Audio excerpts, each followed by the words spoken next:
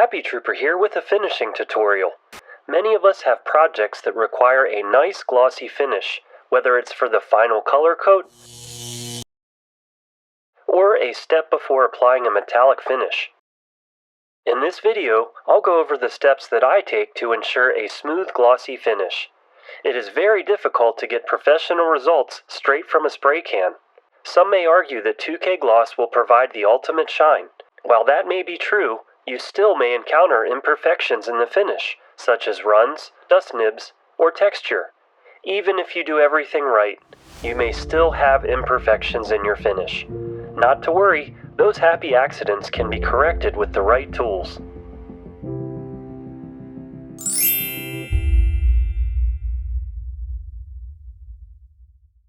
For this example, I will be using the Sonar Batarang from Batman Forever.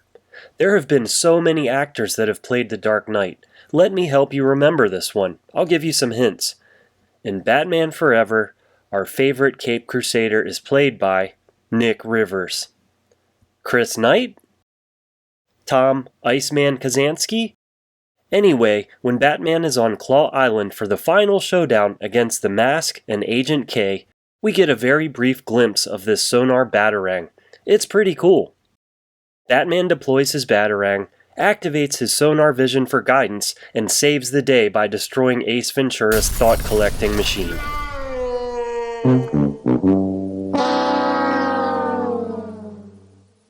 I obtained the model from Etsy while it was on sale. It's only a few dollars and well worth it. This video is about gloss finishing, so I won't spend too much time on the prep and painting process.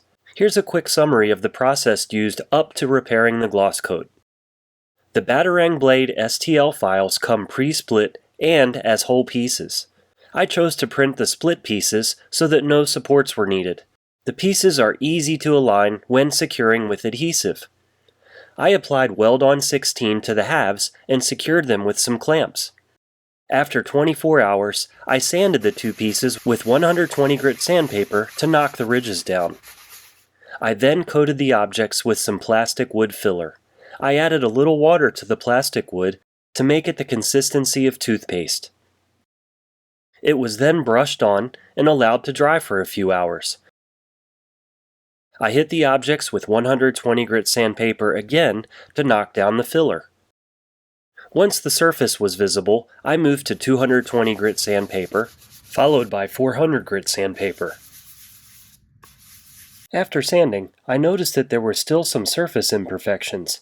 I used Bondo spot putty to quickly fill in the small gaps, waited about 30 minutes, and then sanded off the excess with 400 grit sandpaper. Using a microfiber cloth, I wiped the pieces down with some rubbing alcohol to remove debris and oil that could affect paint adhesion.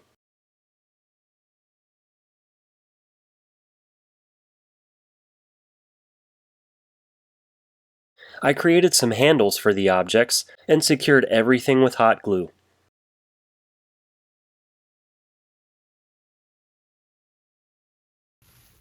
I sprayed the objects with 3 coats of filler primer, waiting 5 to 10 minutes between coats. I allowed the third and final coat to dry for about 4 hours, and then wet sanded with 600 grit sandpaper. For my base coat, I used some gloss black Rust-Oleum lacquer. This paint is a few dollars more and only comes in white, black, and clear. I love the way that it levels. Each layer melts into the other, providing a nice smooth surface. I feel that it is a little more forgiving than enamel spray paints, however, it seems a little softer. I applied 2 coats about 15 minutes apart.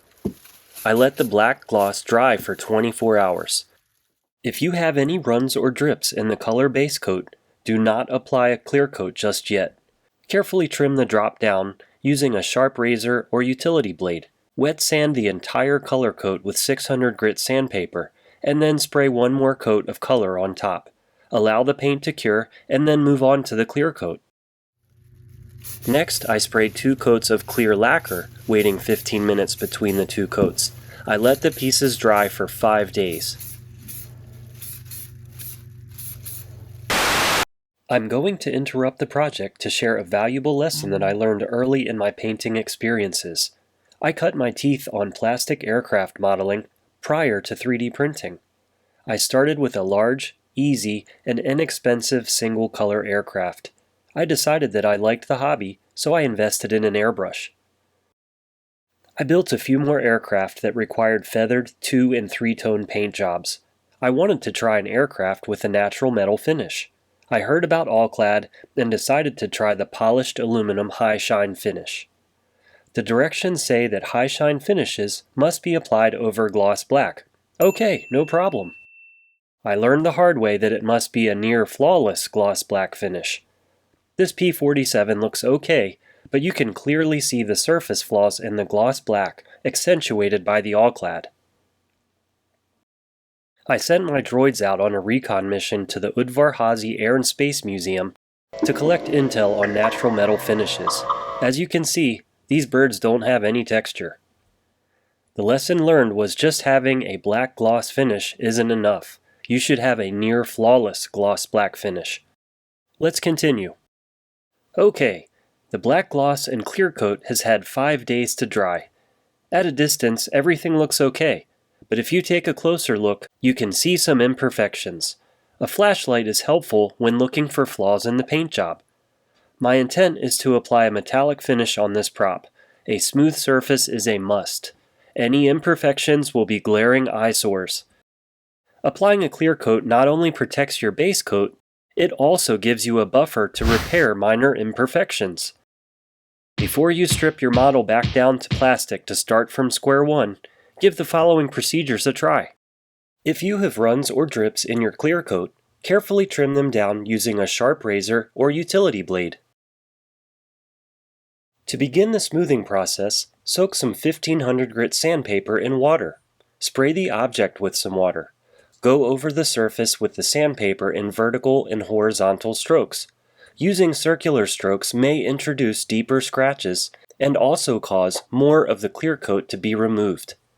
Wipe the object down frequently. Most of the object should now have a flat finish. Look for small dots of gloss. This indicates that the surface is not level. Carefully sand those pitted areas until they're gone. Be very careful around edges, as it is easy to burn through the clear and color coats. Once you see a uniform flat finish, move up to some 2000 grit sandpaper to start removing the scratches from the 1500 grit. Follow the 2000 grit with some 2500 grit.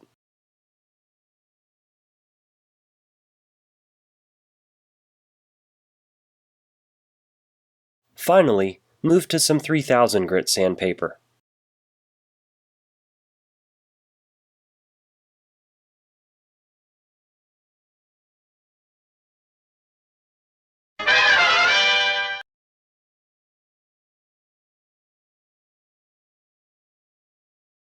I will be using a Dremel Stylo rotary tool with a compound foam attachment to get that shine back.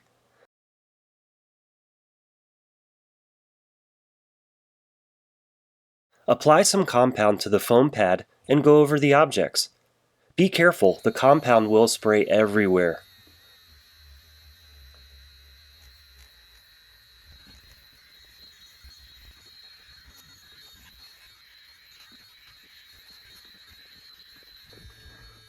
Once the compound thins out, carefully wipe the excess off with a microfiber towel.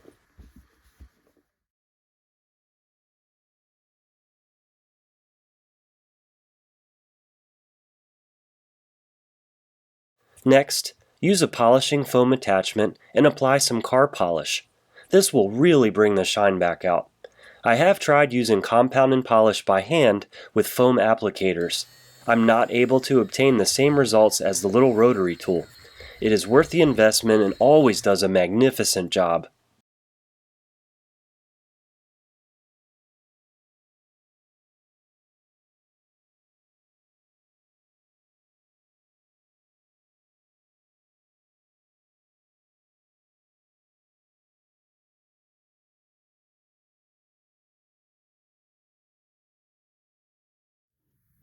As we know, the Sonar Batarang has a metallic finish, so let's keep going.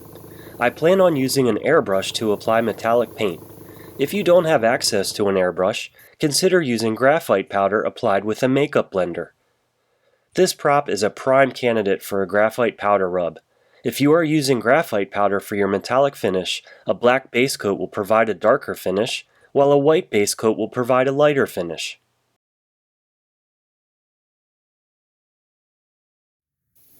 Moving along, I'm going to apply some all-clad black chrome to the objects. I'm using a Posh H airbrush with my compressor set to 15 psi. While I am not unhappy with the finish, I think the name black chrome is misleading. It's more like a stainless steel. This is one of All-Clad's high shine finishes, so it has zero protection and requires a clear coat if you want to handle it. One of the easiest methods that I've found for protecting these metallic finishes is applying Quick Shine Floor Care. Just brush it on in a thin coat. It will self-level. I only do one side at a time and let the object dry flat, not vertical.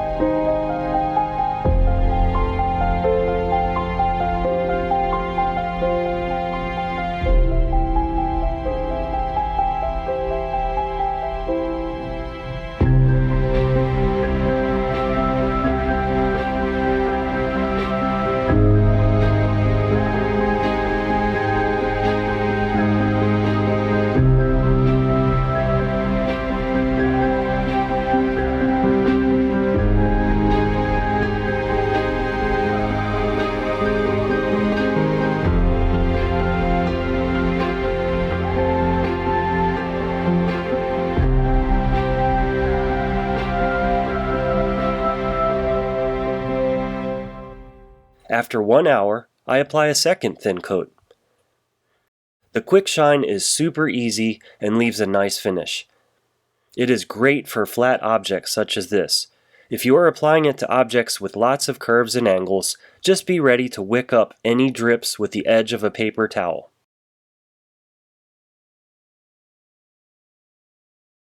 Quick Shine provides a protective barrier on metallic finishes with very minimal loss of reflection.